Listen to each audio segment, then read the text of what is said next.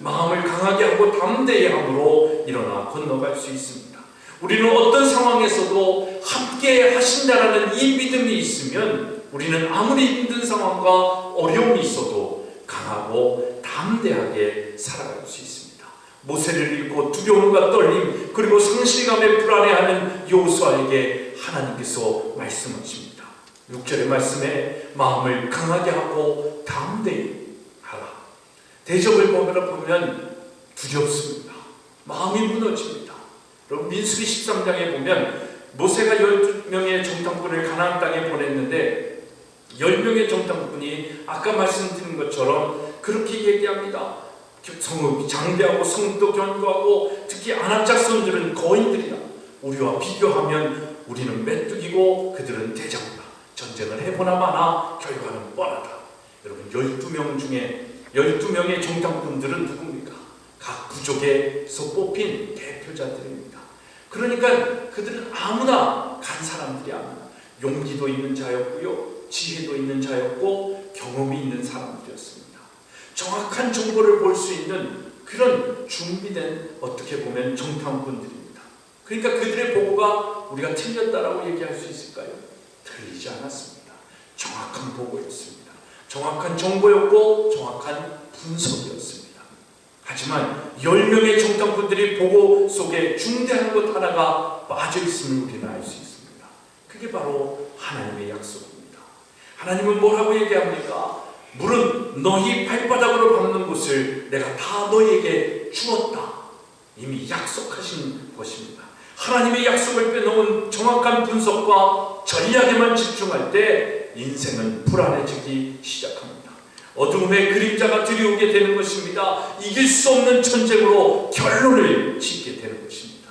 그러자 백성들이 폭동이 일어났고 믿음을 잃은 백성들은 밤새 통곡을 하고 지도자 모세를 돌려 치려고 하지 않았습니까? 이때 하나님의 영광이 성막에 나타나 백성들의 소요는 그쳤습니다.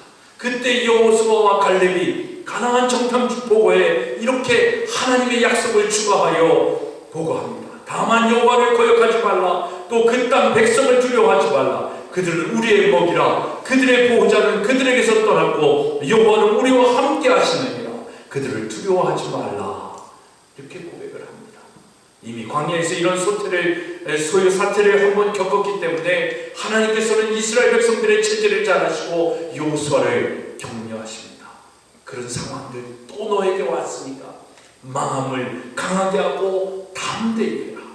여러분 이 말씀은 대적에게 집중하지 말고 대적을 물리쳐 주시는 나에게 하나님에게 집중하라는 말씀입니다.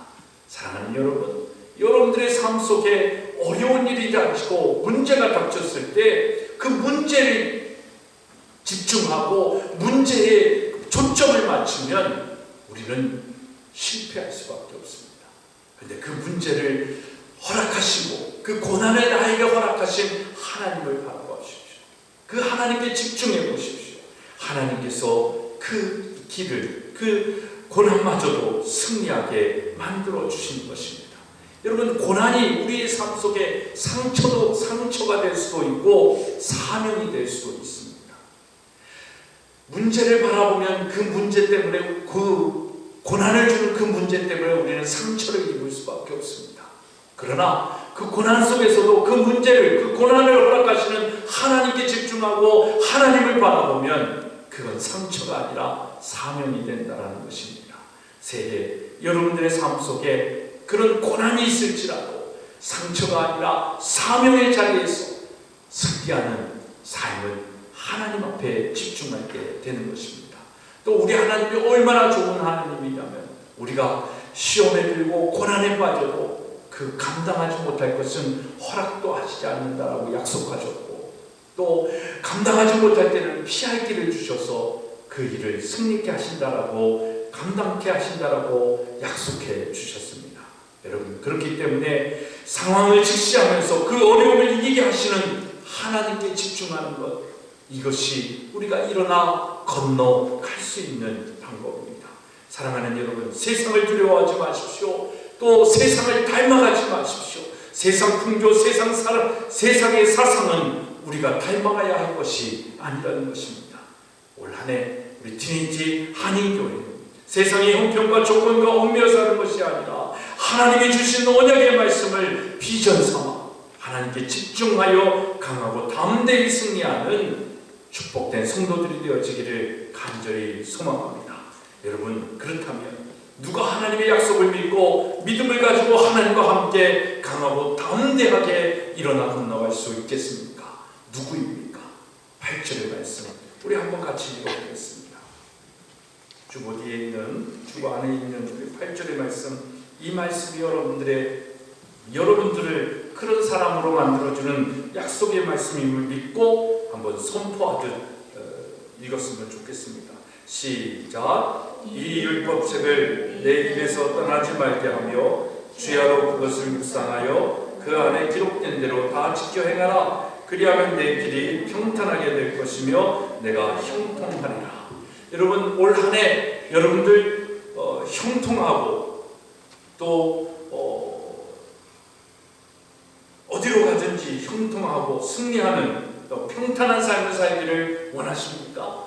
여호와 하나님의 말씀, 이 율법책을 주야로 묵상하며 살아가기를 소망합니다.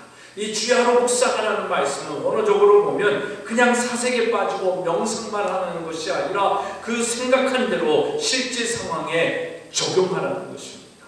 실천하라는 것입니다.